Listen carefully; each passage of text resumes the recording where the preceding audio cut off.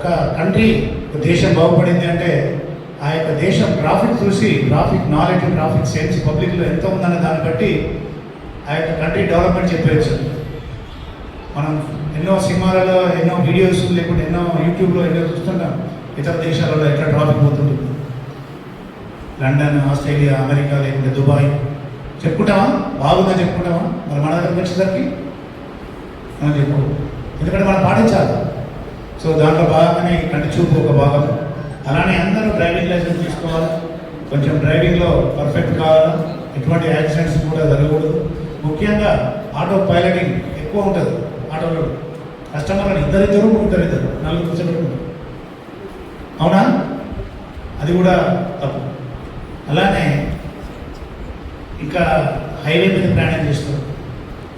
ఈ రాజీవ్ రహదారి చాలా స్పీడ్ ఉంటుంది.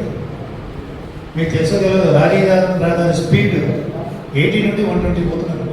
దాని లిమిటే 80, కానీ 120 పోతున్నారు, 110. దాంట్లో మన ఆటో డ్రైవర్ ఫస్ట్ డ్రైవర్ నడుపుతుంటాడు, దుద్దడం నుంచి వస్తుంటాడు, దుద్దడం పోతుంటాడు, ఎందుకంటే కార్ స్పీడ్ వస్తుంటుంది, కానీ మనోడు జరగడు. సెకండ్ ట్రాక్లో పోవాలి, ఆటో ఏ ట్రాక్లో పోవాలి?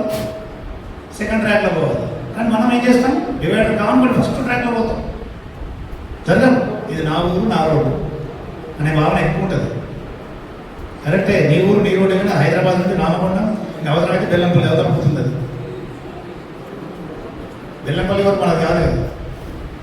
సో దయచేసి ట్రాఫిక్ నియమాలు పాటించండి, అందరూ పట్టించుకుని పరీక్ష చేయించుకోండి. ఇది సాయంత్రం వరకు ఉంది, 4 గంటల వరకు.